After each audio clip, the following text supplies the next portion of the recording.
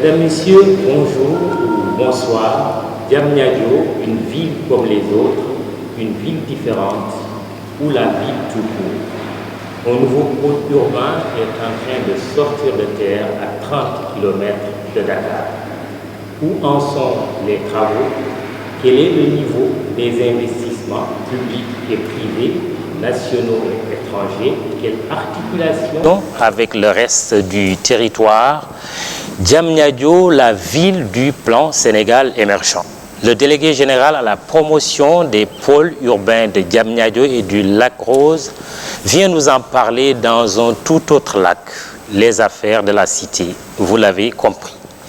Seydou Sissal est l'invité du 40e numéro de votre émission, le premier numéro de l'année 2018. Je m'en vais vers lui. Bonjour, bonsoir, monsieur le directeur général. Merci d'avoir accepté notre invitation. Bonsoir. Bonsoir. Tout de suite, le portrait du DGPU, c'est avec Dieynaba Seydouba. Regardez.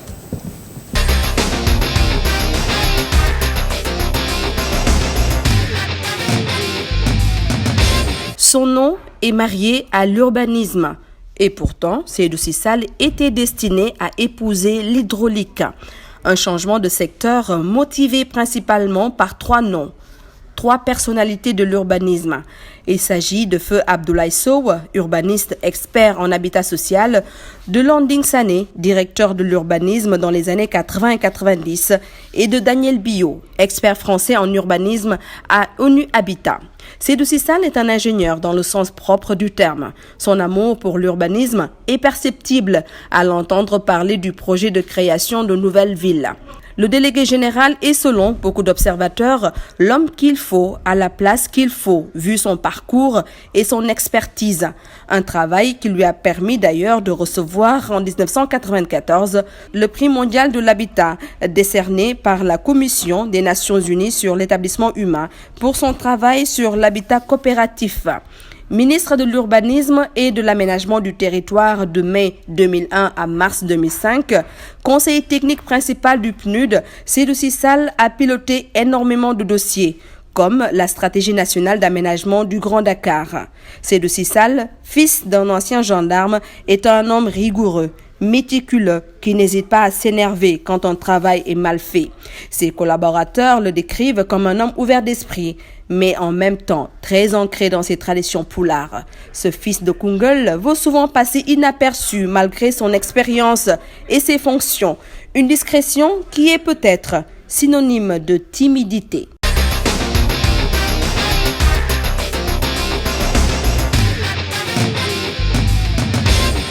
DG, vous paraissez tellement timide qu'on vous imagine mal, fâché. Vous vous fâchez souvent? Et qu'est-ce qui vous fâche? Ce qui me fâche, Dieynaba vient de le dire, dans le cadre du travail, quand le travail n'est pas bien fait. Mais j'exprime rarement ça de manière ouverte. Ouais. Mais il m'arrive de la me fâcher. rigueur du papa gendarme. Oui, également de mon maître de l'école primaire. Nous avons été à l'école, mais en ce moment, l'école, ce n'était pas seulement l'enseignement, mais l'éducation. Mais aussi, mon passage dans l'armée. Souvent, beaucoup oublient que l'école polytechnique est une école qui forme des ingénieurs, et c'est une école militaire. Alors, Diamniadio, c'est notre sujet. Nous sommes ici au CICAD, c'est l'une des toutes premières infrastructures d'ailleurs du nouveau pôle urbain. Diamniadio, une smart city, dites-vous. C'est quoi une ville intelligente? Une ville intelligente, c'est tout d'abord une ville durable. Mais la ville devient intelligente quand elle est à la fois durable et numérique. C'est une ville qui fonctionne de manière efficace en se fondant sur les acquis en matière de technologie, d'information et de communication. À 30 km de Dakar, ça peut paraître long, mais on dira que c'est même court, parce que quand on voit le rythme de développement de Dakar, le mouvement de population vers Diamniadio et même plus loin aujourd'hui. Est-ce que l'hypertrophie de Dakar qu'on voulait régler ne risque pas de s'accentuer avec Diamniadio? C'est plutôt l'inverse. L'hypertrophie de Dakar va être corrigée par Diamniadio. Et pourquoi? Je vais tout d'abord commencer à vous donner les raisons qui ont amené le président de la République à lancer les pôles urbains en général. Il s'agit d'une politique territoriale articulée bien sûr avec le référentiel global, le plan Sénégal émergent, vous venez de le dire. Le plan Sénégal émergent met en avant la transformation structurelle de l'économie. La transformation structurelle de l'économie implique nécessairement une industrialisation et une urbanisation saine. Le Sénégal, si nous devons diviser le Sénégal en 3 parties, de manière très schématique, le tiers ouest où se trouve la capitale est très urbanisé. Mais cette urbanisation doit être canalisée. Parce que l'urbanisation favorise le développement quand elle est bien faite. Nous avons aussi le centre, sur une ligne Podor, Kaolack, Sédhiou, jusqu'à Tambacounda. C'est le centre du pays. Ce qui le caractérise sur le plan territorial, nous avons là un territoire rural, mais polarisé par de l'urbain. Il y a des villes comme Kaolack, comme Diourbel, comme Touba. Mais nous avons le tiers S qui accuse un déficit urbain. Diamniadio, état d'avancement, un document de Pape Faragning, Medoune Dia.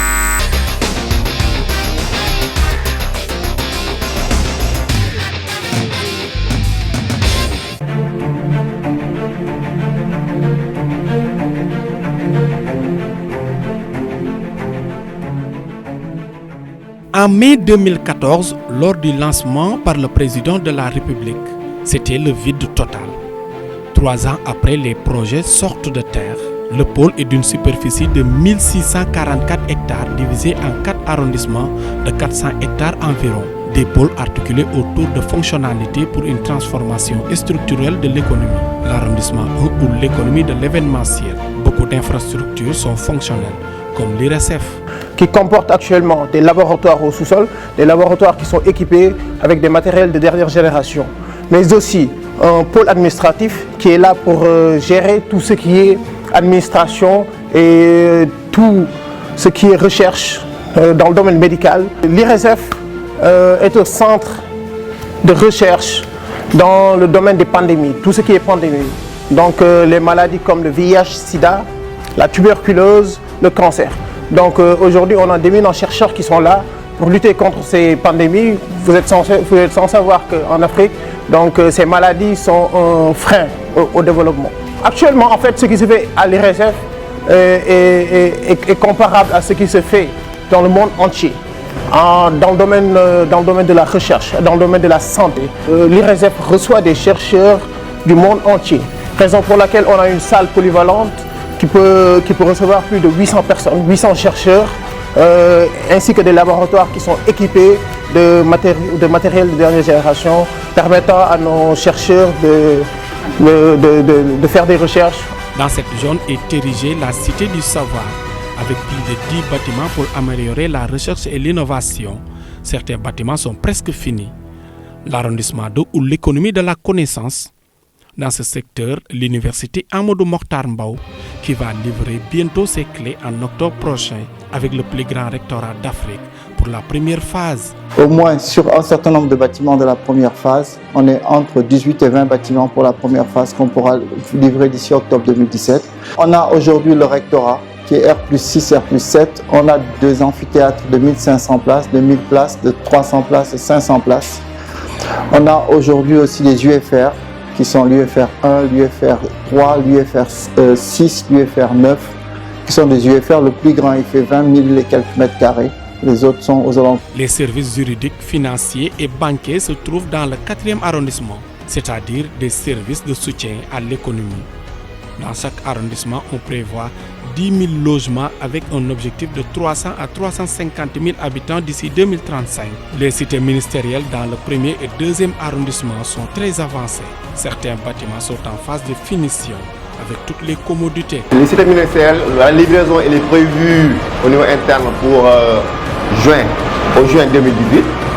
Là, actuellement, pour les gros œuvres, nous sommes presque à 95% pour le bâtiment B1.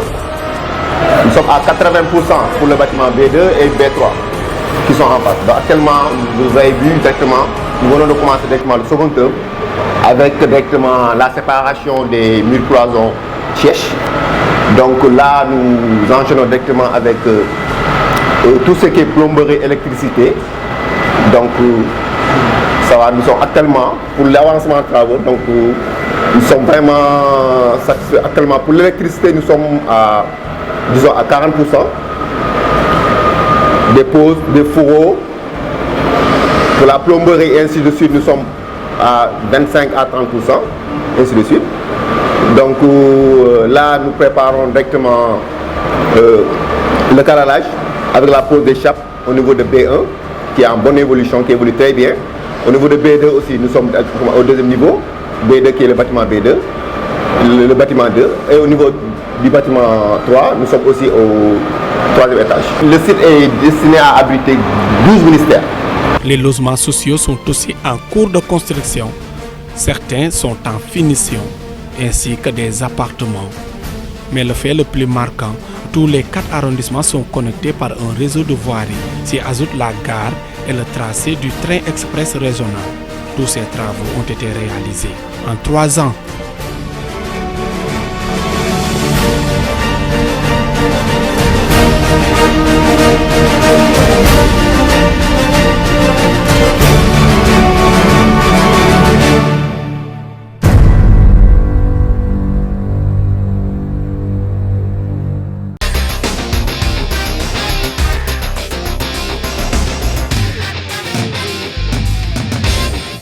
Tout d'abord que pour vous donner une idée de l'avancement des travaux, il serait bon de rappeler un peu la temporalité dans laquelle est inscrite la ville, la réalisation de la ville. Il s'agit d'une ville qui est abritée par 1644 hectares. 1644 hectares, c'est 4 fois les parcelles assainies de Dakar. C'est 4 fois aussi le plateau de Dakar. C'est comme si on devait réaliser une centaine d'unités, l'équivalent donc d'une centaine d'unités ici. Donc vous voyez, il s'agit d'une vaste opération d'aménagement, donc qui doit être réalisée sur un temps long, mais avec une phase d'émergence inscrite seulement dans 5 ans. C'est-à-dire 2014-2019. Cette phase d'émergence, c'est une phase qui va permettre de réaliser, après la planification à travers un schéma directeur opérationnel, les équipements publics structurants de la ville, pour pouvoir créer ce qu'on appelle l'attractivité économique et résidentielle. Donc toute la voirie, tous les réseaux, parce qu'il s'agit de mettre l'accent, bien sûr, sur l'alimentation en eau, l'électricité, mais en accordant une importance particulière à l'assainissement et au drainage des eaux pluviales. Ces travaux de VRD, de voirie et réseaux divers, la première phase est très avancée. C'est la phase qui permet, dans les 1644 hectares, de ceinturer 700 hectares qu'on appelle le germe de ville, de mettre en place aussi, de réaliser les axes qui, avec l'autoroute, vont constituer le squelette de la ville. Diamniadio est prêt à combien de pourcents? La phase d'émergence, nous pouvons dire que la phase d'émergence, aujourd'hui, on peut l'évaluer à 80%. La phase d'émergence. Mais c'est la phase d'émergence. On s'appuiera sur la phase d'émergence pour réaliser après la phase de développement. C'est la phase où la ville va va avoir une vie, c'est-à-dire les ouvrages qui sont réalisés, le parc industriel, il y aura les entreprises, le SICAD fonctionne déjà, vous avez vu qu'il y a déjà un hôtel qui fonctionne, il y a un centre de recherche qui fonctionne. Cette phase-là, c'est la phase où les différentes fonctionnalités de la ville, les ministères seront là. Et l'université Amadou Mahtar Mbow qui ouvre ses portes en octobre? En octobre 2018. Vous avez bien vu, entendu la dernière fois, le recteur le réaffirmait pour, dans un premier temps, accueillir 6 000 étudiants sur les 30 000 que comptera l'université. La parole au public maintenant. Je m'en vais taquiner Bokarsi, qui est au premier plan, à ma gauche. Le micro baladeur, il est quelque part. Amadou Senian, Mame Ali, vous tous, vous aurez la parole. Les développeurs également. Bokarsi, DG de la Banque de l'Habitat du Sénégal. Je ne sais pas à quel titre je suis interpellé, mais je voudrais remercier la TFM pour avoir organisé cette émission et surtout compléter un peu la présentation qui a été faite du délégué général au pôle urbain, puisque c'est lui l'invité, ce n'est pas nous. Mais je voudrais juste dire, puisqu'on parle de Diamniadio, dire que c'est la rencontre d'une ambition et d'une vision stratégique du président de la République et d'un homme dont c'est la passion. Nous, on a eu la chance de côtoyer le délégué général il y a 29-30 ans quand on démarrait dans la vie active du côté du financement de la banque. À travers son passage au BASO à l'époque, qui était le bureau d'assistance aux coopératives, on était déjà dans le logement social qui est la vocation de la BHS. On l'a connu également comme étant un acteur des zones d'aménagement concertées. Donc, quand on parle de pôle urbain, je pense que c'est le prolongement dans une dimension plus grande et sur un terrain vierge de cette expertise qu'on lui connaît. Pour l'avoir côtoyé, on peut dire que le succès de ce qu'on est en train d'observer, c'est sa compréhension de cette ambition présidentielle, parce qu'on a beaucoup parlé de villes nouvelles au Sénégal ces dernières années. Mais Diamniadio, je peux en parler également, Marc Thiamela lui-même, il est là. Au début, quand on s'activait et qu'on nous confondait même avec la délégation générale au pôle urbain, on était très peu de personnes à y croire. Ça a été lancé en 2014. La BHS a eu l'honneur d'organiser le symposium de ses 35 ans, ici même sur ce site, en traitant du thème des enjeux des pôles urbains. C'est pour dire que là, on était dans la phase de réflexion.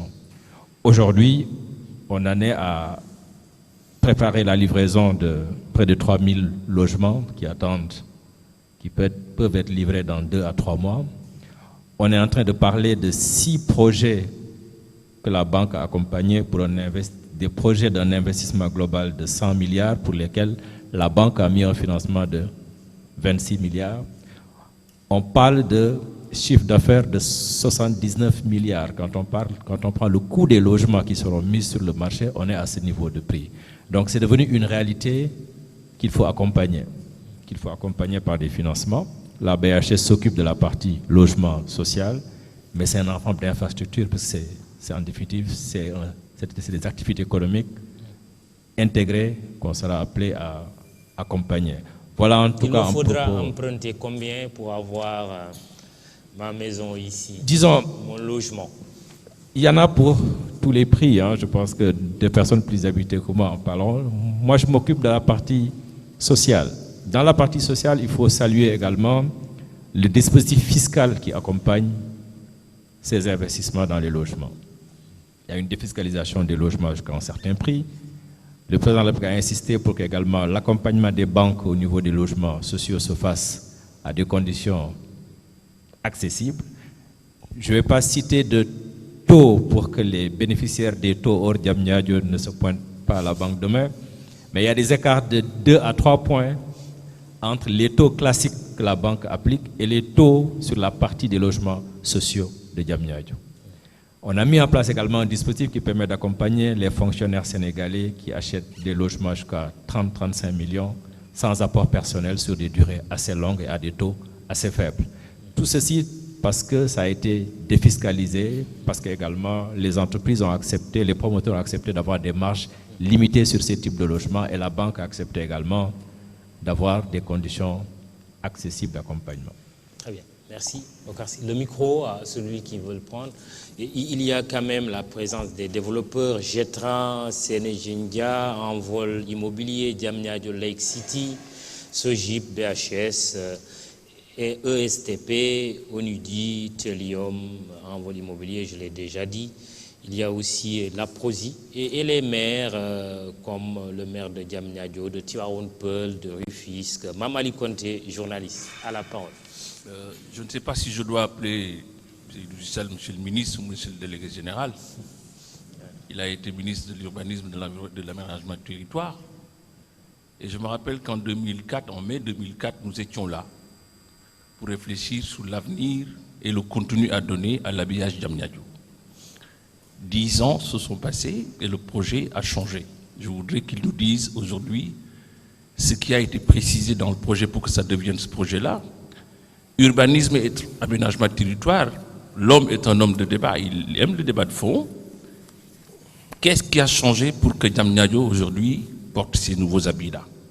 Vous me permettrez de garder le micro parce que j'ai une question de relance. Bien sûr. D'accord. Très bien. Réponse du DG. Qu'est-ce qui a changé? Qu'est-ce qui a changé? Diamniadio n'est pas une plateforme. Le pôle urbain de Diamniadio n'est pas une plateforme industrielle. La plateforme industrielle, c'est une unité industrielle nouvelle, fondée simplement, créée autour d'industrie. Ce projet devait être réalisé autour du village ancien. Depuis donc 2012, la perspective n'a pas seulement changé, il s'agit d'un autre projet, c'est-à-dire d'un pôle urbain fondé sur la multifonctionnalité. Nous avons une ville. La plateforme industrielle était seulement une unité industrielle nouvelle. La différence, c'est que la ville est nécessairement multifonctionnelle. Et nous avons structuré à partir du concept de mixité fonctionnelle la ville de Diamniadio. C'est quelle ville on aura? Vous avez parlé de ville intelligente. On aura une sorte de Dubaï? On aura une sorte de New York où on aura tout simplement une ville africaine qui corresponde à nos valeurs, mais sans nos défauts. Nous en avons beaucoup. C'est quoi? Nous aurons une ville sénégalaise, une ville africaine. Nous avons tiré les enseignements, nous avons également appris des autres. Mais ce que nous sommes en train de faire, à partir des orientations donné par le président de la République, est un modèle sénégalais, fondé sur deux choses. Avec les sénégalaiseries? Avec les Sénégalais. Des sénégalaiseries? Pas avec les sénégalaiseries. Ah bon. Si on doit entendre par sénégalaiserie nos modes d'habiter la ville, je pense que là, nous avons besoin de les changer. Mais on va les changer aussi en se fondant sur une nouvelle gouvernance de la ville. Une nouvelle gouvernance qui sera articulée autour de la nécessaire mise en place d'un dispositif de sécurité, d'un dispositif sur la salubrité, d'un dispositif également sur tout ce qui peut faire régner le bon ordre dans la ville. Donc je disais tout à l'heure qu'il s'agit d'une ville sénégalaise parce que c'est une ville qui a été définie par le président de la République à partir de nos propres besoins. De nos besoins qui sont tirés du diagnostic qui a été fait avant l'élaboration, dans le cadre de l'élaboration du plan Sénégal émergent, c'est-à-dire avoir des industries dans cette ville, avoir une zone logistique, parce que n'oublions pas que nous sommes entre le port de Dakar et l'aéroport, et bientôt le port de Sendou sera fonctionnel, les travaux ayant démarré. Nous avons créé aussi notre ville à partir de la nécessaire, de cette nécessité de développer l'économie de la connaissance, une université orientée sur les sciences et les techniques, et également une cité du savoir, mais aussi de la nécessaire, de cette idée qui consiste à dire que Dakar est une porte océane, Dakar est à la croisée des chemins aériens, et que entre New York, Nairobi, entre Paris et également Johannesburg, Dakar peut jouer sa partition pour capter le maximum d'événements à dimension internationale. C'est ce qui explique, avant même le démarrage des travaux de la ville, le président de la République a décidé de réaliser ce centre international de conférences. Et autour de ce centre, il y aura des hôtels qui vont permettre au Sénégal de se repositionner sur l'industrie événementielle à travers le monde. Le projet est un projet merveilleux, mais c'est aussi un projet à controverse par rapport à son coût, plus de 2 milliards de dollars. Par rapport au site, Plus de 2 milliards de dollars. Bon, on ne s'accorde pas sur le prix parce que je pense qu'il est variable.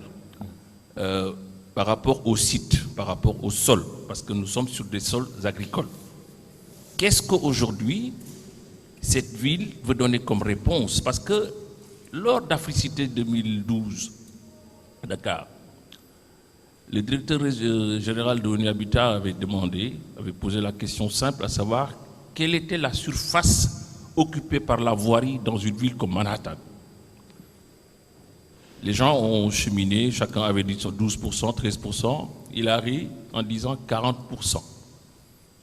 Aujourd'hui, nous sommes dans une zone, je reviendrai pour ma troisième question après avoir rendu le micro, sur cette question-là de la ville numérique. Mais celle-là porte aujourd'hui sur la notion même de ville verte quand on sait qu'il y a des espaces ruraux et agricoles qui ont été complètement balayés. Qu'est-ce qu'on en refait? Est-ce qu'on peut refaire de l'agriculture dans ces zones? Quelles sont les poches vertes?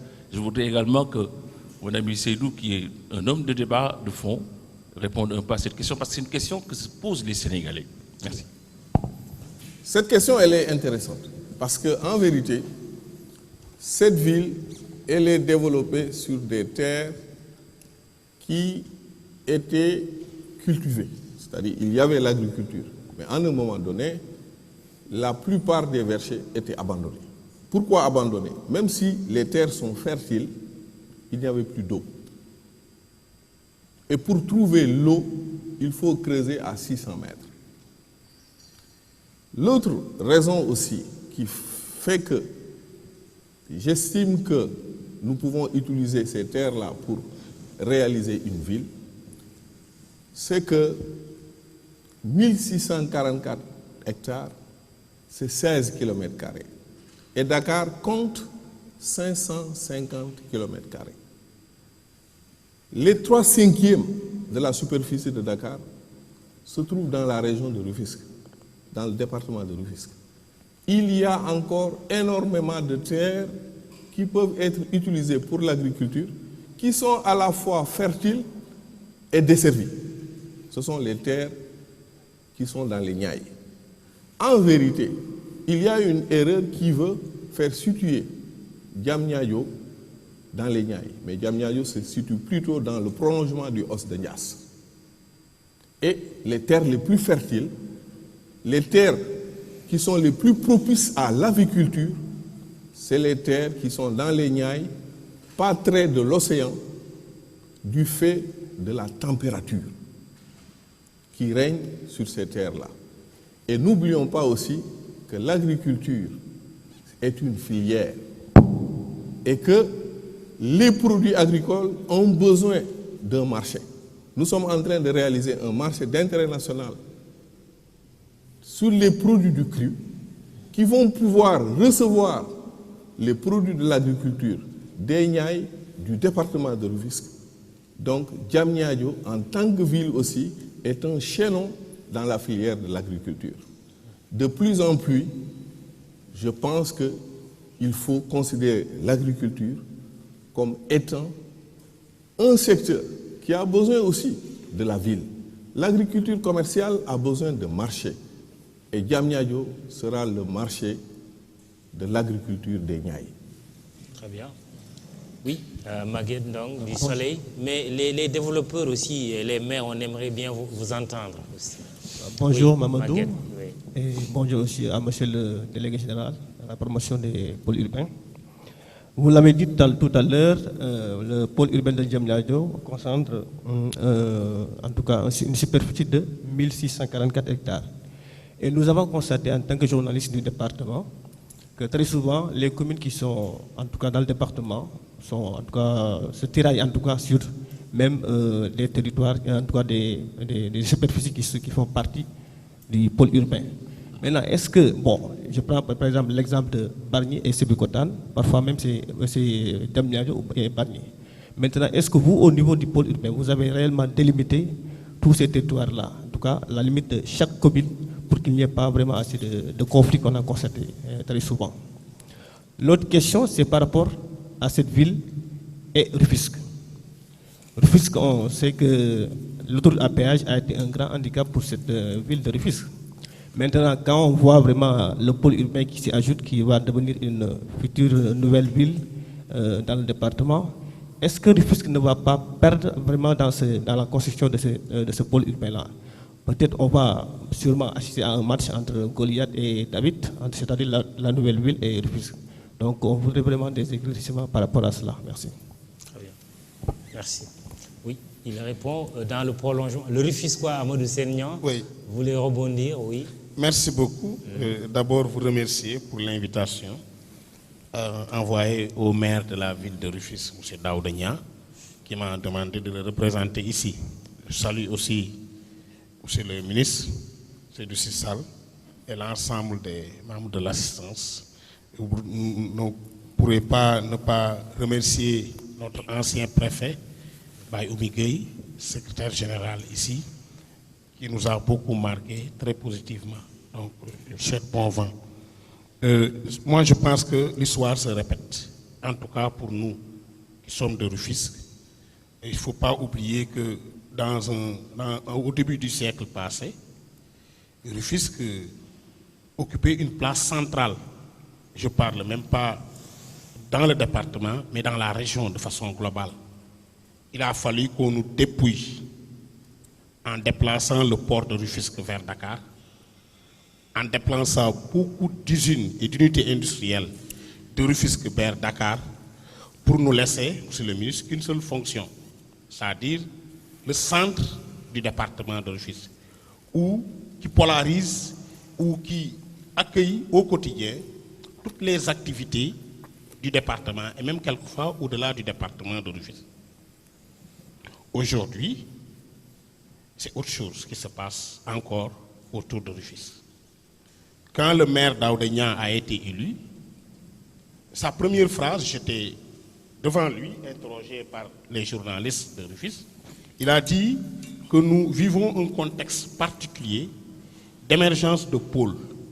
Le pôle urbain de Diamniadio, le pôle urbain du Lac Rose, le pôle urbain de Dago-Kholba, l'autoroute à péage qui nous contourne, le TER qui fait une partition de Rufisque, le port minéralier de Bargny, l'aéroport de Diass et Dakar qui restera la capitale du Sénégal. Fâché. Rufisque dans ça, avec ses problèmes, avec tous ces problèmes, qu'est-ce qu'on fait pour pouvoir repositionner cette ville? Et sa réponse a été claire. Il faut faire la promotion de l'art, de l'artisanat et du tourisme. Monsieur le ministre, depuis lors, il y a une initiative qui ont été prises par la ville de Rufisque. Ici, vous avez le carré d'or qui sera réalisé au centre-ville de Rufisque, dans le marché.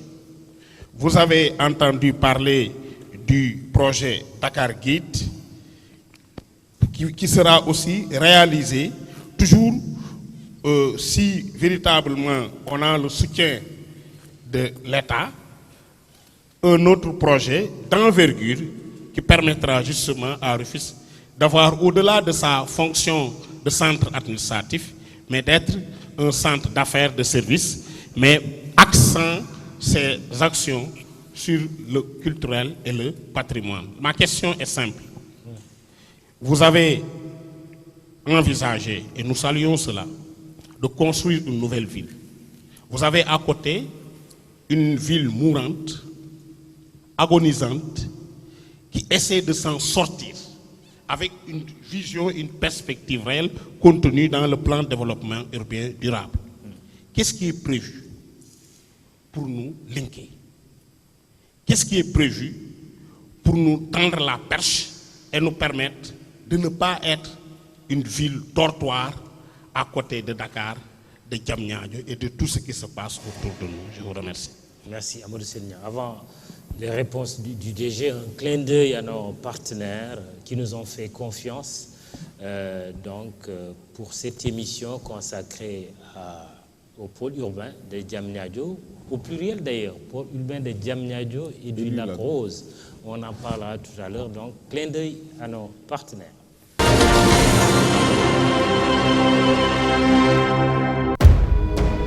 Au cœur de la ville de Dakar, sur l'avenue Cheikh Anta Diop, une école, ESTM, une diversité de nationalités, des équipements adaptés aux besoins de notre époque, un corps professoral issu du milieu professionnel et universitaire, un encadrement technique de haut niveau. Depuis plus de 15 ans, ESTM vous propose des formations adaptées à vos besoins. Dans un environnement propice aux études, ESTM vous propose des filières innovantes et diversifiées, avec des partenariats avec de grandes universités du monde. École supérieure de technologie et de management, voici ESTM. Le savoir-faire au service de la formation.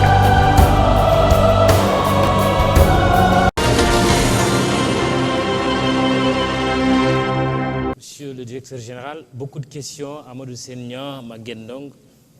Mais beaucoup de questions, mais des questions très intéressantes. Je vais commencer tout d'abord par la question sur la nécessaire articulation du pôle urbain avec les communes. L'appellation, c'est pôle urbain de Diamniadio. Mais le pôle est articulé de Diamniadio aux communes de Diamniadio, de Bargny, de Bambilor et dans une moindre mesure de Sébikotane. Tivaouane Peulh est oublié. Tivaouane Peulh n'est pas oublié, c'est le pôle urbain du Lac Rose qui est articulé à Tivaouane Peulh et à Bambilor. Donc on retrouve Bambilor aussi bien dans le pôle urbain de Diamniadio que dans le pôle urbain du Lac Rose. Et nous connaissons dans le pôle les limites de chacune de ces communes. Vous voyez, le pôle a été divisé en 4 arrondissements. L'autoroute divise le pôle en 2 parties, nord-sud. Et l'axe 70, qui est une très grande voie d'emprise, donc 70 mètres, qui est l'autre axe majeur du pôle, avec l'autoroute, subdivise le pôle en 4 arrondissements. C'est comme si chacun des arrondissements dépendait d'une des communes. L'essentiel du 2e arrondissement où se trouve l'université de Dakar, l'université Amadou Mokhtar Mbow, est dans la commune de Diamniadio. Mais la plupart des terres du 3e arrondissement sont dans la commune de Bargny. La plupart des terres du 4e arrondissement dans la commune de Bambilor. Et une partie des terres, c'est une toute petite partie dans la commune de Sébikotane. Donc, toutes ces communes-là sont articulées, c'est-à-dire le pôle a été articulé à toutes ces communes. Mais la question sur laquelle je vais mettre l'accent, c'est le rapport entre le pôle et la ville de Rufisque. Et qui vous dit qu'elle est mourante, qu'elle est agonisante, mais qu'elle refuse de disparaître. C'est tout le contraire. C'est tout le contraire. Le pôle urbain de Diamniadio sera pour Rufisque le point d'appui pour sa régénération économique et sociale. Et je vais vous le montrer. Aujourd'hui, nous avons une université à Diamniadio, tournée vers les sciences, les métiers. Cette université est une université de Rufisque avant d'être l'université de Dakar. Parce qu'elle est à quelques enclavures. Le parc industriel, toutes ces usines vont générer 53 000 emplois. Ces emplois, ce sont des emplois qui peuvent, je ne dirais pas qu'ils sont destinés seulement aux populations du département de Rufisque. Mais en tout cas, la ville de Rufisque, les enfants, les fils de Rufisque, les filles de Rufisque peuvent tirer profit de ces emplois-là. Je donne encore un autre exemple. Tout le centre international de conférence, ici, tous les chantiers qui sont en train de se développer ici, nous avons fait le recensement. La plupart de ceux qui travaillent ici proviennent des communes environnantes et de Rufisque. Rufisque va aussi être la ville sur laquelle le pôle urbain, dans sa phase d'émergence, va s'adosser. Vous savez, dans la phase d'émergence, nous n'aurons pas ici tous les services. Rufisque qui a un passé, Rufisque où il y a déjà des activités, des services, va alimenter le pôle. Et c'est comme il vient de le dire, à un moment donné de l'histoire, Rufisque était la ville la plus importante. Après Saint-Louis, c'était Rufisque. Après Saint-Louis, c'était Rufisque. Et Gorée, dans la région de Dakar. C'est comme si Rufisque, avec le pôle urbain, était en train de prendre sa revanche. Parce qu'on le sait, à partir de 1862, avec la création du poste de Dakar, Dakar s'est développé à un moment donné au détriment de Rufisque. Un port a été créé et tout le développement autour de ce port, qui, d'une certaine manière, a évincé Rufisque. Mais c'est comme s'il y avait aujourd'hui un retournement de l'histoire. Et la question, il ne faut pas la voir en termes de communes de Diamniadio, de Sébikotane, de Rufisque, mais il faut considérer toute l'agglomération. En vérité, le pôle urbain est un élément de l'agglomération rufisquoise, de toute l'agglomération rufisquoise. Et nous venons de discuter il y a simplement quelques semaines avec le maire Boubacar Ndoye, plus connu sous le nom de Albé Ndoye, et au niveau du conseil municipal, nous les avons rassurés. Maintenant, il s'agit de voir comment dans un plan d'urbanisme de détail ou dans un schéma directeur opérationnel portant sur toute l'agglomération de Rufisque, quel sera le rôle de Rufisque dans toute cette partition. Rufisque a joué sa partition. Nous allons développer le tourisme. Nous allons développer l'industrie événementielle. Aujourd'hui, c'est dans le tissu ancien de Rufisque qu'on peut trouver un patrimoine historique intéressant. Donc, Rufisque peut faire valoir aussi cet atout-là. Moi, je pense que le pôle urbain est plutôt une chance pour l'agglomération rufisquoise, pour la ville de Rufisque. Très bien. Mamadou, oui. Si vous permettez une seule phrase, oui. C'est que je me réjouis de sa réponse, mais c'est pour souligner juste que nous sommes conscients de ça et nous nous préparons parce que nous allons faire la création d'une école nationale des beaux-arts en partenariat avec la ville de Nantes. C'est pour un peu appuyer l'idée que vous développez. Mais ma question est de savoir, parce que nous avons de maigres moyens, qu'est-ce que vous envisagez de faire, au-delà des visites vers la commune de Rufisque-Est, avec le projet de monsieur le maire Albé Ndoye, Rufisque-Villeneuve, qui est pour nous une réponse dans le cadre d'une cohérence et d'une harmonisation territoriale entre Rufisque, Diamniadio et Dakar. Mais au-delà de ça, qu'est-ce que vous prévoyez pour accompagner justement cette dynamique interne-là qui nous permet justement, à travers moult initiatives, de pouvoir nous positionner et de pouvoir capter l'ensemble en termes de financement, vous voulez dire? Voilà, vous avez besoin d'argent autour de nous. Vous avez besoin d'argent. Voilà. Très bien, c'est un peu plus clair. Là, je crois qu'il faut dire ce que le gouvernement, ce que le président de la République prévoit. Je crois que le discours qui a été tenu aux élus de Rufisque lors de l'organisation du Conseil des ministres délocalisés à Rufisque par le président de la République est très clair. Il a dit en substance, je vais vous accompagner.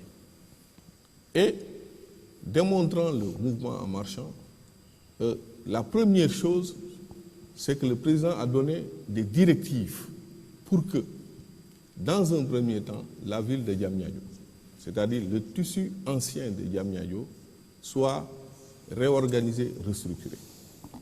Il y a 2 ans, nous avons, à partir de notre budget, injecté 500 millions dans le cadre pour refaire toute la voirie du tissu ancien de Diamniadio. Cette année, nous avons ciblé un quartier de Diamniadio pour l'alimenter en eau. Je viens de signer avec le maire de Rufisque-Est, parce que Rufisque est en contiguïté territoriale par Rufisque-Est avec le pôle urbain de Diamniadio. Nous avons signé une convention.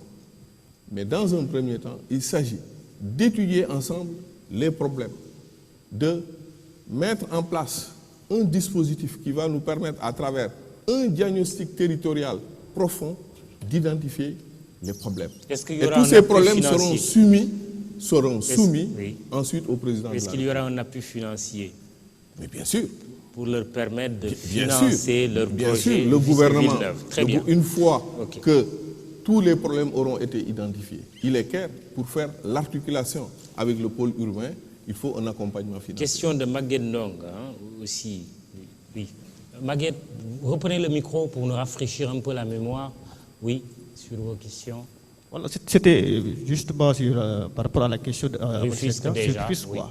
Donc, je pense qu'il a donné des réponses par rapport, pour rassurer en tout cas les Rufisquois qui s'inquiétaient un tout petit peu sur le développement du pôle urbain par rapport à leur ville qui vraiment agotise de jour en jour. Donc, je pense que ces réponses ont été satisfaisantes. Merci.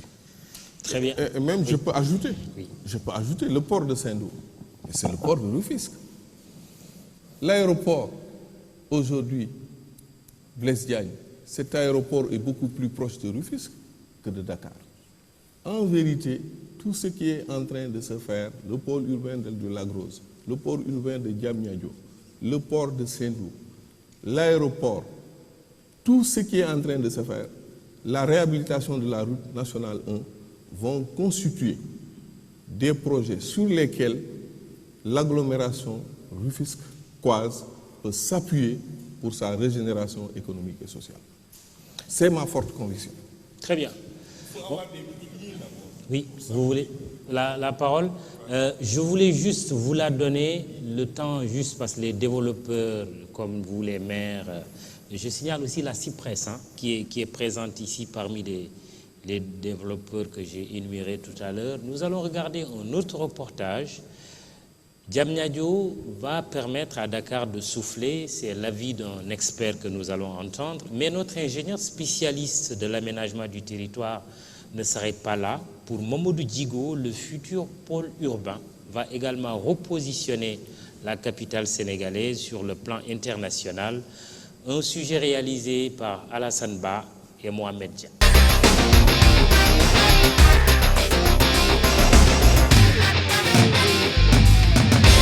Les Sénégalais attendent de voir ce que ce projet va donner. Un projet ambitieux, réfléchi, de l'avis de l'ingénieur. La pertinence de ce pôle, il l'analyse à 2 niveaux. D'abord, Diamniadio va permettre de décongestionner Dakar qui étouffe. Vous savez, nous avons une capitale qui a une structure urbaine qui est une forme d'entonnoir en fait.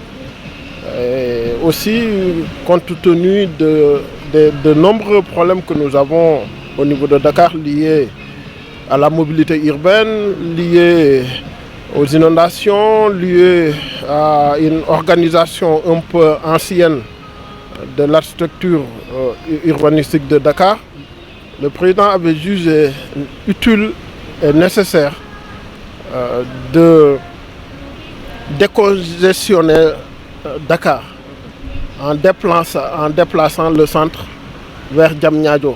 Au-delà de décongestionner Dakar, Le pôle urbain de Diamniadio va permettre à la capitale de se repositionner dans le monde. Il y a 6 ans, 7 ans, je n'avais pas cette idée. Mais c'est avec cette vision que le président a que j'ai compris qu'en fait, carrément, que Dakar ne doit pas aller en compétition avec les autres capitales régionales du pays, mais en compétition avec les autres capitales africaines. Vous le savez, le Sénégal se trouve dans une situation, dans une position géographique très favorable, avec les découvertes de pétrole et de gaz. Le président a compris qu'il fallait carrément réorganiser Dakar. Aussi en renforçant son rayonnement international, en décongestionnant et aussi en mettant en place des infrastructures de dernière génération. Je ne veux pas rentrer dans les détails par rapport au financement et autres, mais je voulais juste dire que la préoccupation du président de la République, c'est de doter le Sénégal d'infrastructures de niveau international. Avec Diamniadio, l'on est convaincu que la location va connaître une baisse dans la capitale. Assurance du spécialiste de l'aménagement du territoire, Mamadou Djigo, est sûr que ce pôle urbain va servir de référence dans le monde. On verra certainement, je dirais, une duplication de cette vision dans d'autres pays.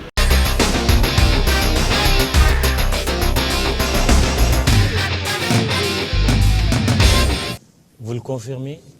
Oui, je le confirme. En vérité, un des objectifs du pôle urbain, c'est de repositionner l'agglomération dakaroise sur l'échiquier continental et le Sénégal aussi.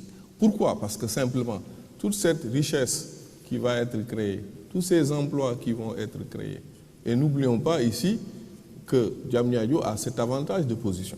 Elle est à la croisée des chemins.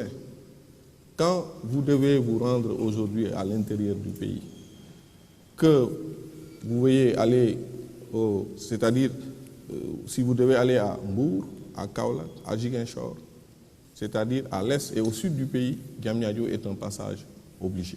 Pourquoi finalement la nouvelle ville n'a pas été aménagée à Lompoul, comme cela a été émis à un moment donné, sous le régime du président Abdoulaye Wade? Sous le régime du président Abdoulaye Wade, la nouvelle ville devait être érigée à Lompoul avec des objectifs bien déterminés. Les objectifs ayant changé, la vision ayant changé, aujourd'hui Diamniadio est en train de régler des problèmes qui sont liés à Dakar, qui sont liés à l'agglomération rufisquoise, mais aussi des problèmes à une échelle nationale. Cette ville va permettre à Dakar de compter parmi les villes au niveau du continent. Parce que c'est une ville aussi de service. Les développeurs vont réaliser 3 malls. Ces malls, chacun de ces malls, c'est 50 000 m². Un des développeurs qui va réaliser ces malls est présent. Le promoteur G30, qui est représenté ici par son directeur général, il est connu à travers aujourd'hui les logements. Mais il va réaliser un mall de 50 000 m². Un mall de 50 000 m², jusqu'à présent, en Afrique de l'Ouest, le Nigeria non compris, le mall le plus grand se trouve en Côte d'Ivoire. C'est 10 000 m². Donc, 3 malls de 50 000 m², c'est 150 000 m² de surface commerciale. Mais ça va attirer du monde. Nous verrons des Gambiens venir, des Bissau-Guinéens, toute la sous-région va affluer à Dakar parce que nous allons faire de Dakar aussi, à travers Diamniadio, un hub commercial. Donc je confirme bien que Diamniadio va repositionner Dakar sur l'échiquier continental pour en faire pas une ville globale, comme Londres et tout, comme New York, mais une ville continentale. Très bien. Oui. Vous vous présentez. Merci, Mamadou Ibrikane. Alors, je m'appelle Momar Sarno Diop, maire de la commune de Tivaouane-Peulh Niaga. Et on va abriter le pôle urbain du Lac Rose. Merci à monsieur le délégué général donc, comme vous avez eu à le dire, l'homme qu'il faut à la place qu'il faut. Vous avez eu à nous montrer le parcours du délégué général et sur ça, nous sommes très rassurés. Et j'interviens sur le pôle urbain de Diamniadio en tant que président de la commission aménagement, urbanisme, domaine et du conseil départemental de Rufisque. Mon ami à côté m'a dit sur le pôle de Diamniadio, qu'est-ce que vous avez à dire? D'abord, nous devons apporter une précision. Je pense que le délégué général a eu à collaborer avec le conseil départemental de Rufisque sur la réalisation de ce pôle urbain de Diamniadio. Il y avait des inquiétudes. Ces inquiétudes ont été prises en charge des fois. Et nous constatons aujourd'hui que ce pôle est en train de sortir de terre. Et sur ça, nous devons remercier le président de la République sur cette vision que le délégué général a pu matérialiser. Je reviendrai tout à l'heure sur le pôle urbain du Lac Rose qui me concerne directement, parce que là, nous sommes pour tous les deux pôles ici, et nous avons beaucoup plus d'inquiétudes sur le pôle urbain du Lac Rose, mais sur le pôle urbain de Diamniadio, ce qu'il faut retenir, c'est que dans les années à venir, Dakar va devenir la banlieue de Rufisque. Alors si je dis Dakar va devenir la banlieue de Rufisque, ça fait rire des gens, le directeur général de la BHS, que je salue au passage, pour l'engagement que sa structure a eu au niveau de ce pôle, parce que les promoteurs qui sont là, en la personne de M. Marcham, je pense qu'ils ont été des Sénégalais exemplaires. Ils ont décidé d'investir et de réaliser des projets dès le départ. Mais ce qu'il faut savoir aujourd'hui, c'est que le pôle urbain de Diamniadio est très bien lancé. Sur ça, il n'y a pas grand-chose à dire. Mais il faudrait qu'au niveau de la délégation, nous y reviendrons, que les points que j'estime au niveau du pôle urbain de Diamniadio qui n'ont pas été pris en charge, soient pris en charge au niveau du pôle urbain du Lac Rose. Sur ça, je peux donner à titre d'exemple, vous savez que le pôle urbain de Diamniadio, la chance que nous avons eue ici, c'est sur une assiette de 1644 hectares non habités. C'est une chance pour le pôle de se réaliser ici, de pouvoir atteindre une vitesse de croisière en un temps record, mais des contraintes majeures seront là sur le pôle urbain du Lac Rose. On va accélérer. On va accélérer, oui. Et puis on va revenir oui, sur certains points. C'est juste... D'accord. Et sur Lac Rose, vous avez une préoccupation concernant... Alors, beaucoup de préoccupations sur Lac Rose. Allez-y. Des préoccupations d'ordre juridique. Oui. Parce qu'en fait, ce qu'il faut noter, c'est qu'avec l'acte 3 de la décentralisation, l'urbanisme fait partie des domaines de compétences transférés, de par la loi. Et les pôles urbains de Lac Rose et de Diamniadio ont été créés par décret présidentiel. Le délégué général a un plan d'aménagement au profit de la délégation générale au pôle urbain, comme les collectivités aussi, de par la loi, ont des plans d'aménagement. Et souvent, nous sommes en conflit sur ces deux plans d'aménagement. Ça, c'est sur un aspect juridique. Sur un autre aspect que je dis social, j'ai eu à préciser tout à l'heure qu'au niveau du pôle urbain du Lac Rose, énormément de personnes y vivent. Et que donc, si on veut réaliser le même type de pôle de Diamniadio au Lac Rose, nous allons naturellement vers des divergences notoires. L'autre aspect qui est important, par rapport au foncier, par rapport à l'occupation du sol, donc indirectement une conséquence sur le foncier. L'autre aspect, c'est le volet économique et financier. Parce que j'ai cru comprendre que dans le pôle de Diamniadio, au niveau des taxes, je pense qu'il n'y a pas... Je ne peux pas trop pousser le bouchon sur ça parce que je n'ai pas tous les détails, mais en termes de taxes, nous pensons que les collectivités doivent être pleinement impliquées pour pouvoir bénéficier de ces retombées et réaliser les investissements nécessaires. Vous prenez le cas du pôle urbain de Diamniadio, il y a eu des autorisations de construire, et jusqu'à preuve du contraire, je ne sais pas, ça les développeurs pourront le préciser, okay. Je ne suis pas sûr que ça profite vraiment aux collectivités. Mais nous reviendrons sur ces questions plus tard. Les développeurs, s'ils peuvent prendre la parole, oui, allez-y. Jetran, Cypress, Envol Immobilier, il y en a bien d'autres. Hein. Bon, voilà. Je vous remercie, M. Khan. Je m'appelle Mamoudou Fall, expert en génie civil, directeur de l'École supérieure des travaux publics. Je salue au passage le délégué général au pôle urbain de Diamniadio et de Lac Rose, avec lequel j'ai cheminé depuis plus de 20 ans pour son professionnalisme, pour dire tout simplement que je suis très intéressé au projet de Diamniadio parce que je suis actuellement promoteur d'une école polytechnique qui devra s'installer ici à Diamniadio. Et à ce titre,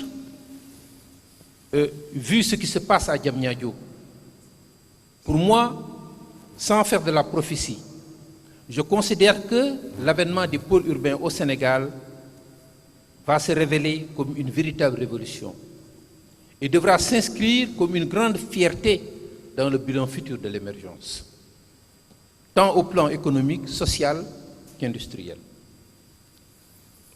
Diamniadio va insuffler et favoriser une utilisation intensive de ressources qui étaient quasiment oisives, telles que les terres du domaine national, mais telles que les industries extractives également. Vous avez vu que, actuellement, malgré l'existence de 3 cimenteries au Sénégal, il y a une tension dans les approvisionnements et les achats. Tous les développeurs vous le diront. Il s'y ajoute que le projet Diamniadio va booster également le génie entrepreneurial de nos privés nationaux. On a cité Getran, on a cité Cypress. Il va également, ce projet, mettre nécessairement une nouvelle réactivité managériale de la part de nos leaders administratifs et politiques. Les maires, les gouvernants, les administratifs, les représentants des autorités, les préfets, les sous-préfets de Rufisque, de Bambilor, tous ces gens-là, toutes ces personnalités devront faire preuve d'une véritable réactivité managériale. Parce que les enjeux du projet de Diamniadio sont des enjeux de taille. Créer une cité nouvelle, une mégalopole de la dimension de Diamniadio va certainement engendrer des bouleversements positifs et négatifs, importants au plan macroéconomique comme au plan microéconomique. Négatif, c'est quoi?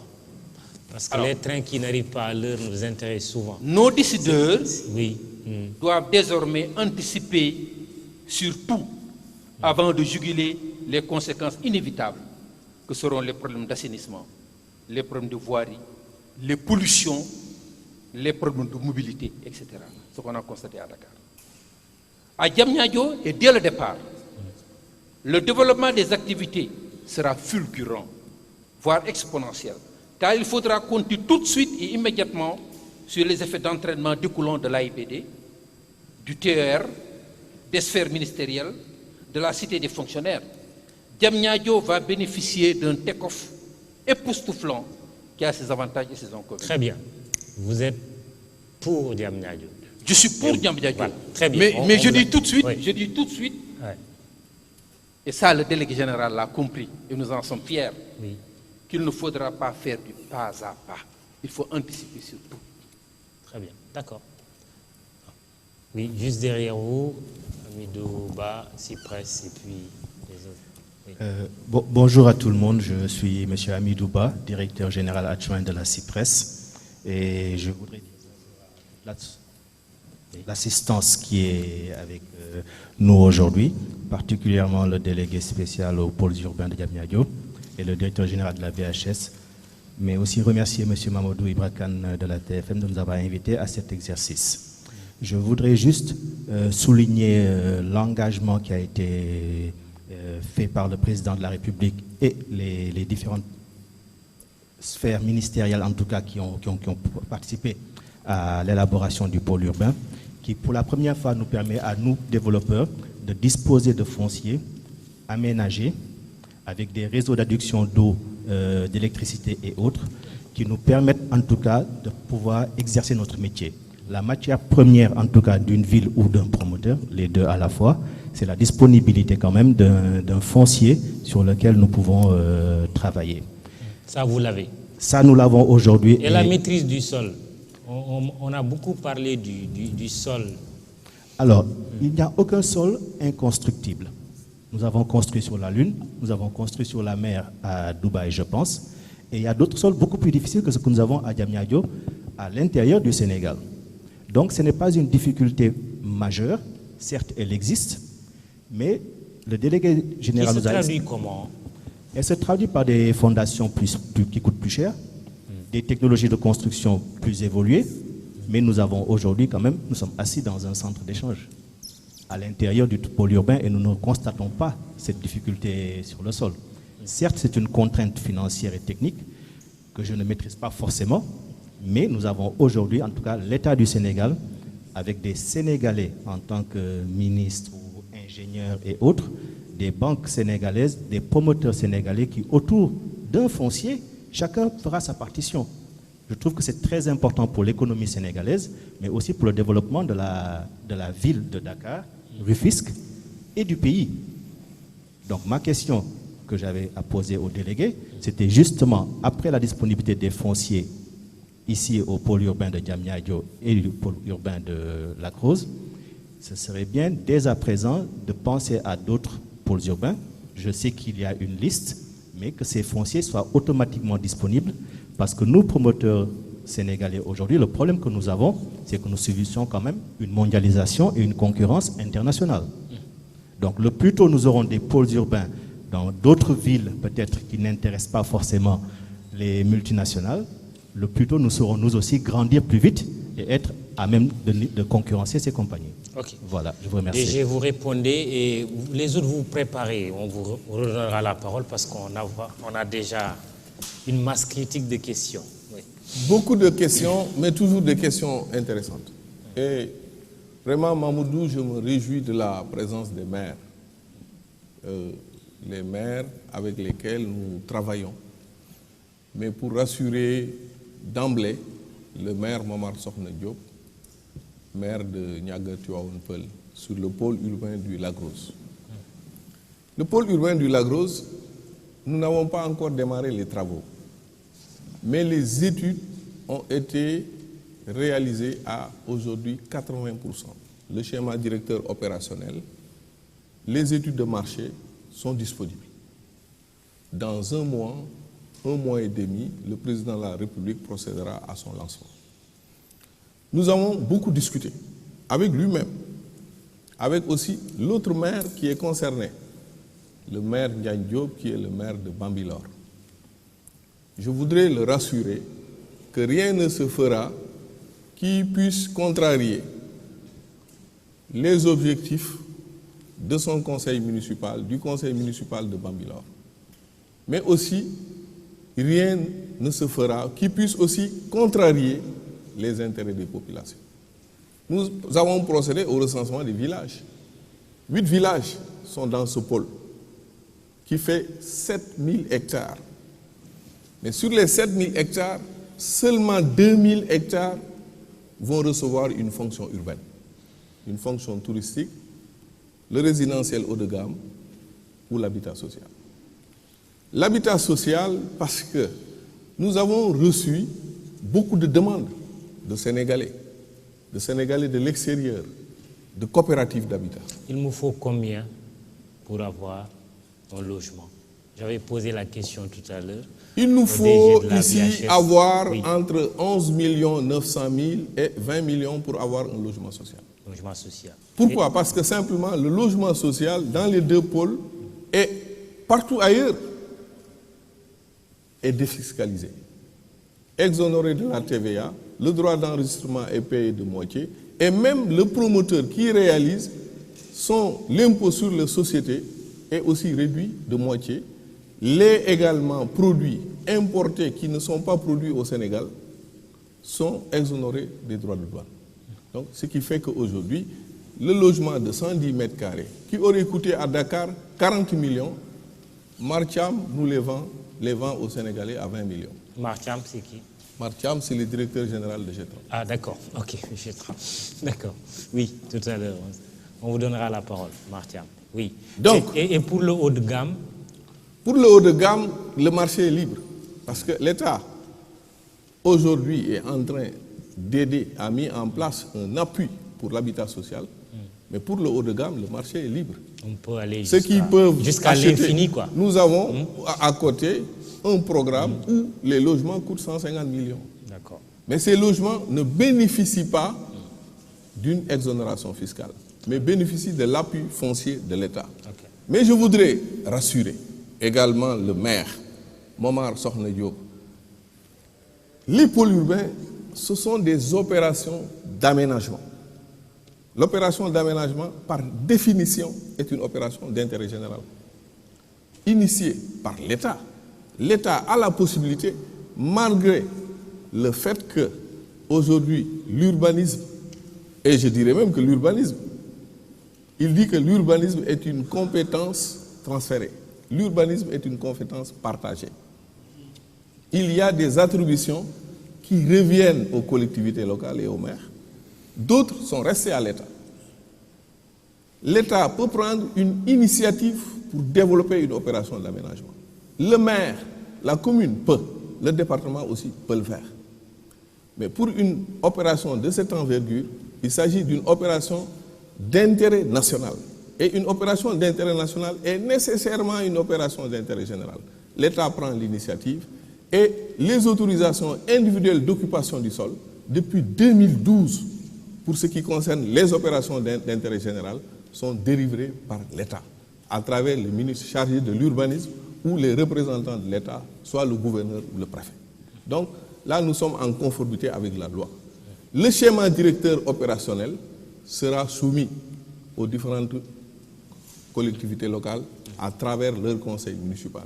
Vous me voyez souvent aller vers les conseils municipaux. C'est pour discuter avec les maires et les conseils municipaux les matières sur lesquelles la compétence est partagée.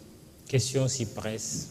Question Cypress, je me réjouis du fait qu'un développeur comme Cypress, qu'on peut considérer parmi les développeurs, les promoteurs privés, Cypress a réalisé beaucoup de logements au Sénégal, ce soit à un moment donné intéressé à Diamniadio. La Cypress va réaliser ici un projet.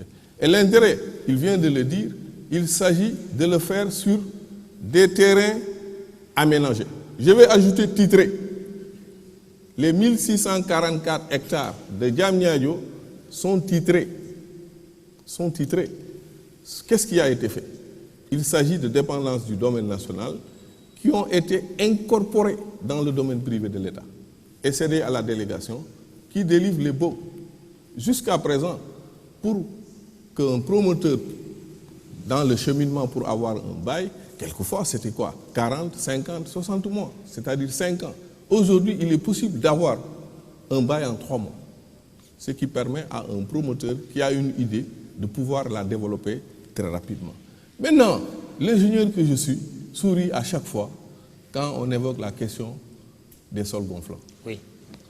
Je souris parce que, comme il vient de le dire, tous les sols sont constructibles. Le tunnel sous la Manche, c'est sous l'eau. Le pont Faidherbe, c'est sous l'eau qu'on a réalisé le pont. Il y a plus de 100 ans. Le train, 20 km du rail entre Dakar, et je dirais même entre Dakar et Thiès, une vingtaine de kilomètres, c'est sur ce même sol, réalisé en 1885. En 1885, il n'y avait pas de machine à calculer. On calculait avec la règle à calcul. Maintenant que les techniques sont très développées. Vous en avez tenu compte? Mais bien sûr. Pour ne pas que les gens aient demain la mauvaise surprise de voir aucun leur maison s'effondrer. Ne peut réaliser une construction à Diamniadio s'il n'a pas réalisé ce qu'on appelle les études préliminaires géotechniques. Et ces études préliminaires sont confirmées par des études d'exécution. Et nous avons toute une série de projets. Aujourd'hui, il y a plus de 150 projets qui ont été réalisés et qui aujourd'hui montrent qu'il est possible de réaliser sur le sol de Diamniadio, moyennant vraiment la prise en compte des difficultés que présente ce sol. En vérité, pour moi, le sol, c'est quoi? Le sol a un tempérament. Il faut respecter le tempérament du sol. Le sol gonflant, c'est quoi? C'est un sol, c'est une argile où il y a de l'eau. Ce sol n'a pas besoin qu'on lui rajoute de l'eau. Il ne faut pas aussi lui extraire son eau. Donc il a un tempérament qu'il s'agit de respecter. Sinon, il tremble. Oui. Dieu nous en garde. Il faut le respecter. Bon, il nous reste une dizaine de minutes. On va vraiment accélérer en prenant le maximum de développeurs. Il y a le DG de la BHS qui veut reprendre la parole. Mais aussi, il y a un maire que je n'ai pas entendu, celui de Diamniadio. S'il est là, il faut bien qu'il... Puis c'est lui qui nous accueille, entre guillemets. Je voulais juste rajouter certains aspects qui n'apparaissent pas. Je ne parle pas en tant que banquier, mais en tant qu'arbitre ou acteur, si je peux me donner cette qualification. Et je répondrai au maire, bien que je donnerai des éléments d'éclairage au maire, puisqu'on oublie souvent qu'un projet immobilier, c'est des hommes et des femmes qui y travaillent. Dans ce site, les premiers développeurs sont des fils de ce terroir. Je voulais nommer Gétran et dire que du côté de la banque, il y a un frémissement que les gens ne notent pas à Rufisque. Je suis le président de l'APB en même temps. En prévision de Diamniadio, toutes les banques qui avaient une agence à Rufisque en ont eu deux. Toutes les banques qui n'avaient pas d'agence à Rufisque ont commencé à en avoir parce qu'ils se positionnent. Et quand une banque se positionne, forcément, il y a un effet d'entraînement. Tous les développeurs qui sont là, chacun paye en moyenne 500 millions à 1 milliard de frais de main-d'œuvre sur les projets, sur des emplois non hautement qualifiés, donc forcément des emplois des fils et des filles de Rufisque, de Bargny et de Diamniadio. Je pense que ça, souvent dans le bilan des maires, on ne le voit pas, mais c'est des locations en vue, c'est des acquisitions à Rufisque. Deuxièmement, il y a quelque chose sur lequel on n'insiste pas assez, c'est le côté intégrateur de ce pôle urbain de Diamniadio. Je parle sous le couvert de Mar. Avant l'ouverture de l'aéroport de Diass, beaucoup de Sénégalais avaient acheté, avaient versé des acomptes en disant Diamniadio va être loin, il n'y aura pas de mouvement.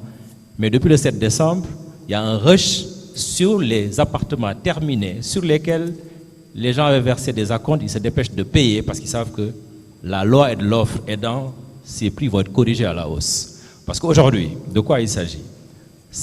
Le jour où les sphères ministérielles vont être disponibles et les fonctionnaires seront obligés de déménager, il y aura l'arbitrage entre faire la distance et l'autoroute ou habiter tout près de son lit de travail. Parce que nous, on peut faire 1 heure de route, mais nos enfants ont besoin d'être à côté des écoles pour ne pas subir les affres du transfert. Il faut que les gens anticipent un peu ce côté intégrateur de ce type de projet.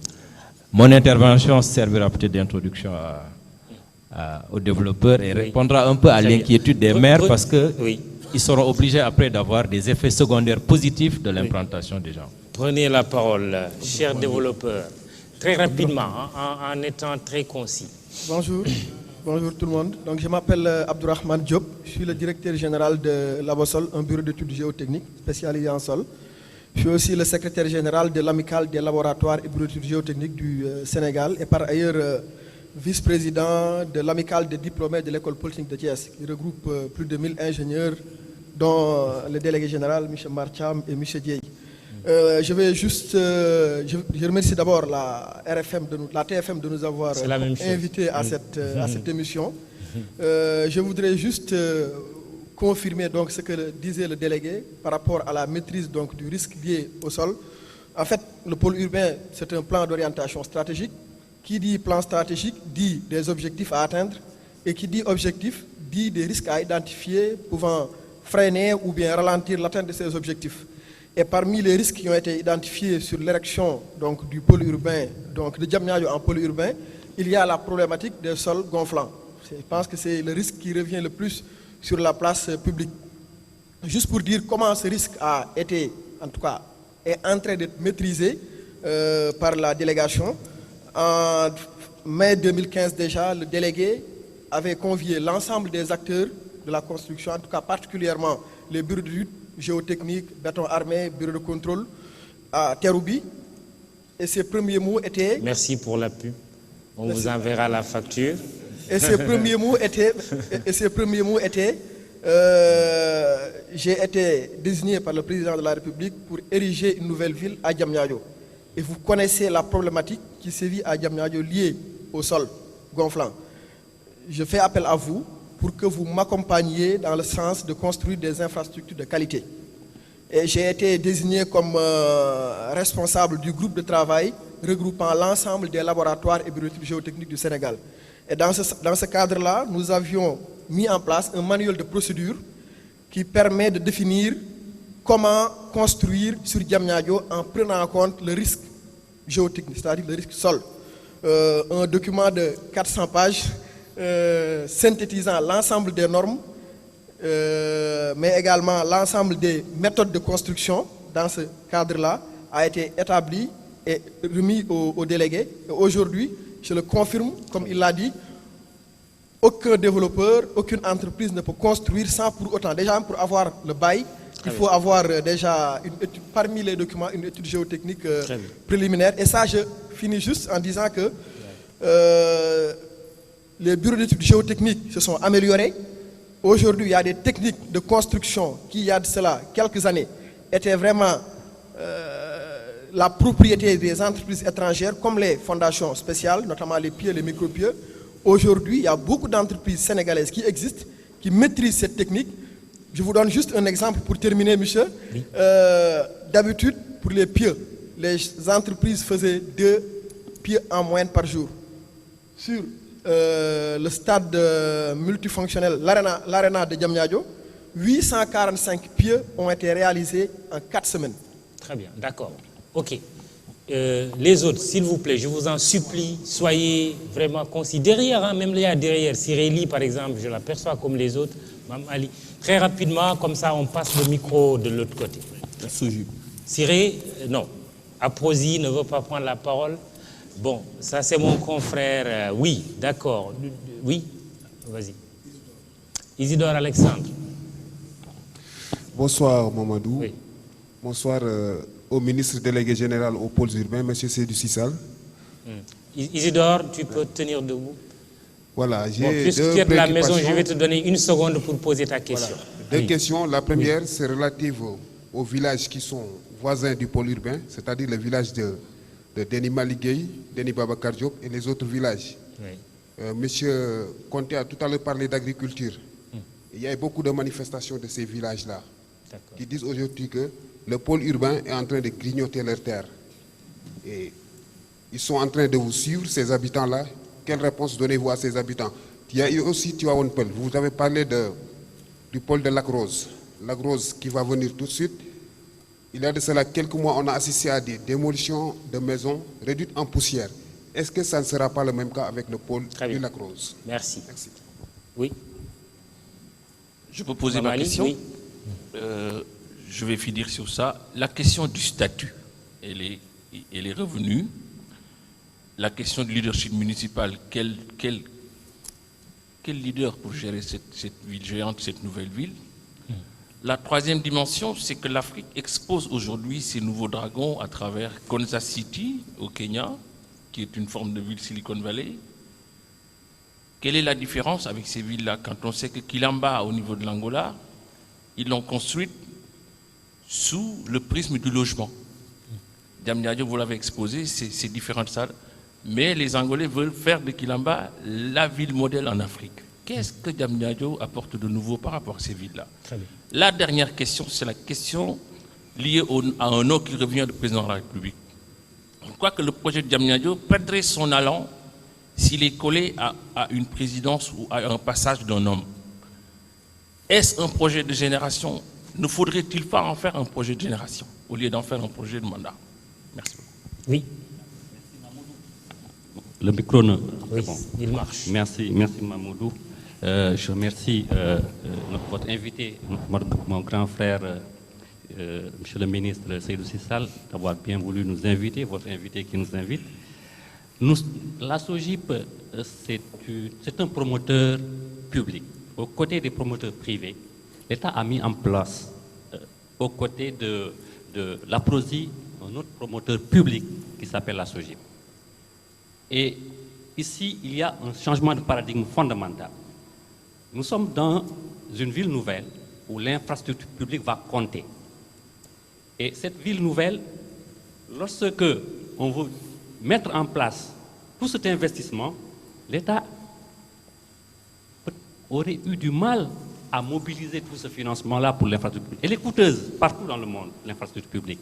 Et en mettant en place la SOGIP, l'État veut se faire substituer par un de ses démembrements pour aller lever des financements, réaliser ces infrastructures, utiliser les exploiter de telle sorte qu'on puisse avoir au moins, si on n'a pas un retour sur investissement, avoir au moins la possibilité de prendre une partie pour le remboursement de cette dette. Aujourd'hui, on parle de l'endettement du Sénégal, mais l'endettement du Sénégal, si aujourd'hui on veut insister sur l'infrastructure publique, il faut aller vers ce modèle, ce changement de paradigme avec la SOGIP, qui permet d'aller contracter avec des partenaires publics ou privés pour mettre en place des infrastructures qui sont nécessaires à la viabilité d'une ville. La SOGIP pilote 5 grandes infrastructures aujourd'hui. C'est la gare de gros porteurs, comme l'a dit M. le ministre. Ça nous permet d'avoir tous les gros porteurs garés à Diamniadio, éviter qu'ils n'entrent dans Dakar. Il y aura de petites fourgonnettes qui vont acheminer les produits comme les fruits et les légumes, et même les produits laitiers, vers Dakar. Gare de gros porteurs. Oui, marché d'intérêt national. Très bien. C'est à côté de la gare de gros porteurs, ça se complète. L'hôtel d'affaires qui est à côté du CICAD, c'est en synergie, ils vont développer l'événementiel. Tout le monde l'a vu. Le centre d'expo va bientôt commencer, sa réalisation c'est pour 8 mois. L'Arena va terminer et on va le recevoir, Inch'Allah, au mois d'août. Et je pense que nous aurons avec Côte Guissidien la possibilité peut-être d'inviter la NBA pour un match de gala et un match culturel. Je pense que là, c'est important. Oui. Tout le monde parle de Martiam, enfin, vous prenez la parole. Oui. C'est vrai que Martiam n'aime pas s'exprimer en public, mais je vais essayer de déroger à une logique très personnelle. Je commence d'abord par remercier M. le délégué général. Monsieur Mamadou, je ne vous connaissais pas, mais je vous suis depuis très longtemps, bien qu'étant pendant très longtemps à l'étranger, à travers vos émissions. De votre facture est bien menée. Mais je remercie aussi le directeur général, je sais qu'il n'aime pas, de la BHS. Parce que quand nous commencions sur, effectivement, l'idée de lancer le pôle de Diamniadio, c'est vrai qu'au début, il n'y avait que le président de la République, quelques ministres, je l'ai terré, le délégué et Bokar, et je pense moi-même qui y croyons. Et nous avons mené nos choses, et je le dis toujours, je le rappelle toujours au personnel de la DGPU, je me rappelle toujours le délégué, les sacrifices qu'il a consentis en étant dans un petit bureau, mal équipé, mais qu'il croyait à ce qu'il faisait. Et cela, franchement, je pense que très peu de Sénégalais en sont capables aujourd'hui. Il a été ministre. Donc, moralité, on peut passer de ministre à DG, à enseignant, à agriculteur. Il faut qu'on soit décomplexé définitivement. Très bien. Tout à fait. Et justement, et ça, c'est quelque chose que je retiens. Mais pour dire encore une fois, je pense que les maires de Rufisque et de Tivaouane-Peulh ont beaucoup interpellé la délégation et le pôle urbain. Je n'ai pas vocation à répondre au nom du délégué, mais je vais dire ce que j'en sais. L'idée, et je pense que nous avons discuté, j'ai discuté récemment avec les maires qui sont dans le département de Rufisque, pour leur faire comprendre une chose. Le pôle urbain ne peut être, quel que puisse être ce que nous en pensons, ne peut être qu'une chance. Maintenant, une chance, on la saisit, on ne la saisit pas. C'est un modèle de développement qui est là, qui a ses forces, ses faiblesses. Nous avons des villes qui sont des villes anciennes. Avant, c'est vrai, Rufisque, parce que moi j'ai la chance, comme l'a rappelé Bokar, si, je suis moi né et j'ai grandi à Rufisque. Je suis Rufisquois. Donc personne, je ne participerai jamais à la mort de Rufisque. Bien au contraire. Et je vais même leur faire une confidence. là où aujourd'hui est érigé le pôle urbain de Diamniadio, c'était l'endroit où je venais souvent avec mon père, quand il était à l'époque le chef de centre émetteur d'ici. Donc pour dire que pour moi, mon Rufisque ne s'arrête pas à la petite ville de Rufisque, c'est toute cette ville de Rufisque. Mais je leur ai dit que nous pouvons, sur le pôle, voir le modèle du pôle urbain de Diamniadio et essayer de voir qu'est-ce que nous pouvons faire dans nos villes. Et je leur ai même dit une chose, et ils savent que je ne parle pas à la légère. Si des projets sont structurants à Rufisque, mais qui soient réalistes, moi, s'il y a des projets réalistes, et je sais qu'il y a quelques projets qui sont réalistes. Amadou Senian, votre projet s'il y a des projets qui sont réalistes. Prenez le micro, il n'y a pas un micro là. Votre projet coûte combien? Vous avez une seconde, comme ça il continue. Nous sommes dans le partenariat public-privé. Oui. Avec un autre développeur. Oui.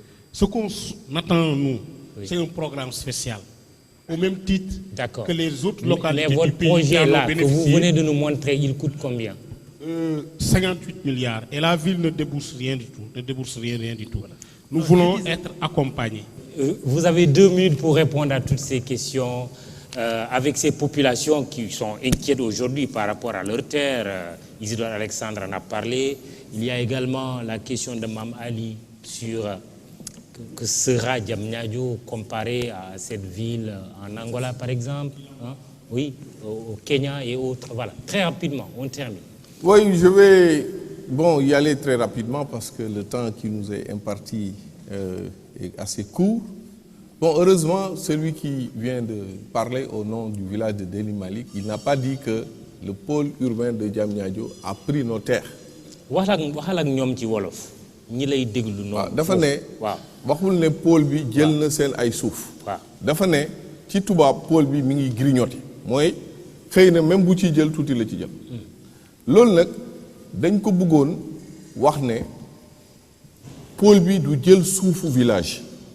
Ben village loolu président de la République joxe na ci ay directives muy ñi wër Diamniadio village yi wër Diamniadio dëkk yi wër Diamniadio ou bien yi wër Lac Rose duñ ci déplacer benn village biñ ma waxee seen problème waa Deni Malik dama leen ne xale yi nga xam ne war nañ am ay kër parce que village bi dafay yokk am na suuf soo xam ne dañ ko fa bàyyi li ñu leen bàyyil mot na ñetti yoon dëkk bi pour que ñi nga xam ne dañoo bëgg ay kër mën fa am ay kër loolu dugaluñ ko ci pôle bi leneen li mooy biñ ne dañoo bëgg encore fu ñu bay ne dañoo bëgg ñu jox leen ci suufu bët Sénégal ma ne leen suufu bët Sénégal dépendrul ci man mais dinaa fexe dox ci pour que loolu ngeen bëgg bu ma ci defee ay jéego président de la République ci président de la République danañ ci mën a am résultat leneen li aussi nañ ko wax am na ñoo xam ne dañ doon bay suñu béyee ba liñ béy yépp mënul passer 400 000 ñi ngi liggéey tey ci pôle bi weer wu nekk ñu leen di fay fanweeri junni foog naa ne waxuma ne pôle bi dafa war a jël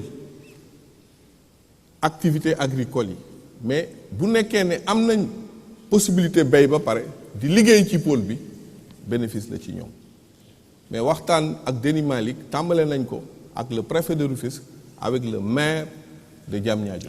amul ay kër yu ñuy toj wala yu mel. benn kër tojuñu ko li ñu fi toj fii ci pôle bi dafa nekk ku doon bay ou bien amoon poulailler amoon na mur bu mu defoon pour toolam ou bien amoon na poulailler bu mu defoon mais balaa ñu koy jël dañ koy xayma bañ d'accord ci li muy jar ñu fay la ko fii fay nañ fi nit million fay nañ fi nit fukki million fay nañ fi nit juróom fukki million lim xayma dañ koy xayma delloo la ko am na sax ñuy ñëw ci ñun di ñu wax ne ñun de ñëwagu leen suñu tool su nekkoon liñ leen di fay baaxul foog naa ne duñ ko defee noonu. La vocation de Diamniadio comparée à d'autres villes nouvelles en Afrique, en Angola, au Kenya. Au Kilamba, je n'ai pas besoin de le dire. Mam Ali est un urbaniste, un spécialiste. Kilamba a été réalisé à partir du logement. C'est-à-dire un vaste territoire où on a mis des logements. Ce modèle est à bannir. La ville, c'est tout d'abord l'activité économique. La ville, c'est la fonction travail, c'est la fonction création de richesse et d'emploi. Nous avons fait la revue de toutes les villes nouvelles qui ont été réalisées. Depuis les New Towns en Angleterre, depuis les villes nouvelles en France, les villes nouvelles du Sud au Maroc, un peu partout dans le monde. La leçon que nous avons tirée de ça, c'est que la ville, pour être fonctionnelle, doit être fondée sur le travail et sur le principe de la mixité fonctionnelle, mettant en avant le travail et articulé au logement. Très bien. Combien va coûter Diamniadio par des investissements publics, par des investissements privés, les nationaux, les étrangers? Diamniadio, li muy jar tey bu ma la ko waxoon lii bu ko nit ñi déggee li ñi njëkk a wax dañoo ne départ bi ma ko waxee dañoo ne loolu mënul nekk boo gisee nag ñu ne mënul nekk parce que njëg bi dañoo foog ne yëpp ci mbangu état bi lañ koy teg. ñaata la. c'est-à-dire mètre carré boo jël pour immobilier bi mètre carré bi ñu ñëw dañ ko xayma ñeenti junni la mètre carré bu nekk pour ñu jox la ko il faut que nga def fi ñeen fukki junni ci 1644 hectares loolu pour immobilier bi rek la mais usine bi bu ñu ko tabaxee ba pare dafay am luy nekk ci biir usine bi loolu moo am importance c'est-à-dire que bu nekkee dañ fay defar ay tissu ou bien dafa am lu ñu fay defar loolu moo am importance moom mooy activité bi. D'accord. Oui, le coût de Diamniadio. mais ci phase d'émergence bi. Oui. Diamniadio boo ko doon jël di ko xayma ëpp na 4 à 5 000 milliards.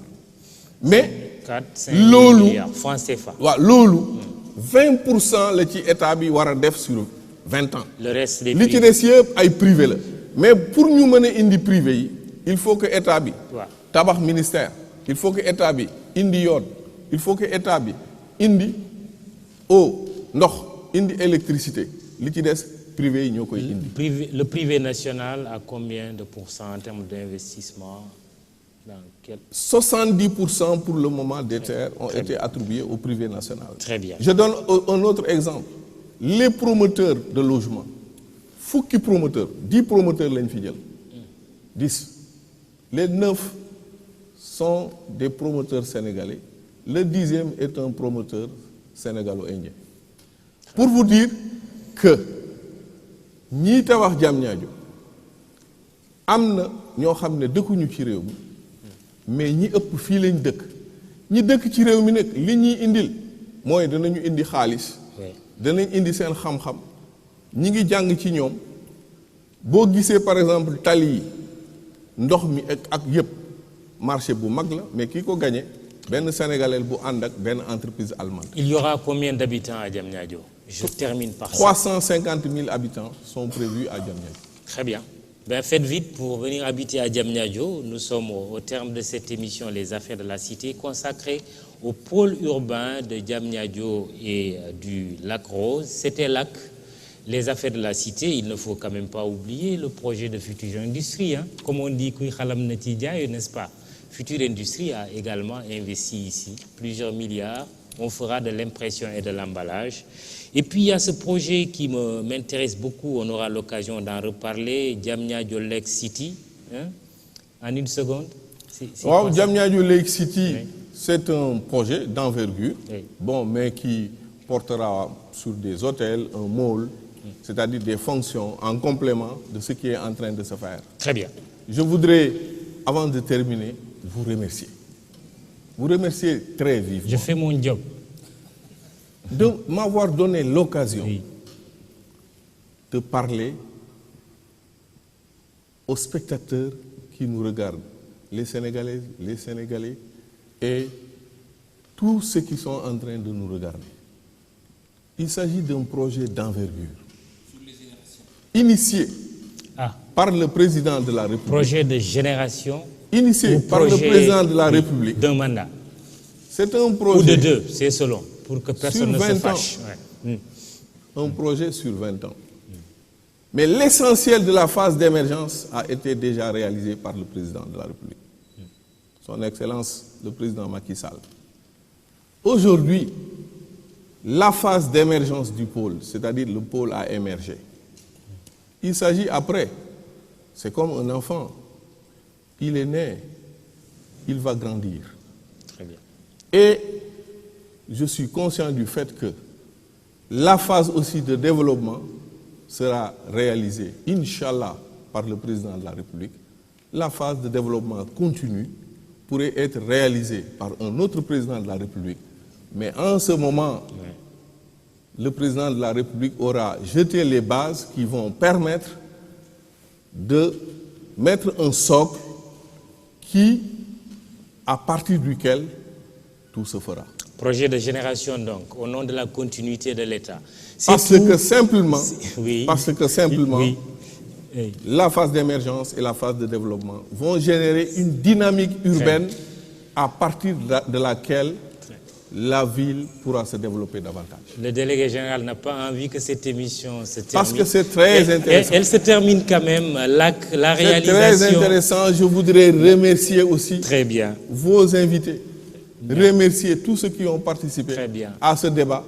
Et l'intérêt, c'est qu'il s'est agi d'un débat contradictoire. Très bien. La réalisation, moi aussi, c'est chargé de production Joséphine Mboup. Merci à toute l'équipe qui est là, les cadreurs, les techniciens. Le maquillage également. Djenaba Seydouba aussi qui m'a prêté une main très déterminante pour préparer cette émission, réalisée ici au CICAD, Centre international Abdou Diouf à Diamniadio. Merci, à très bientôt. Merci beaucoup.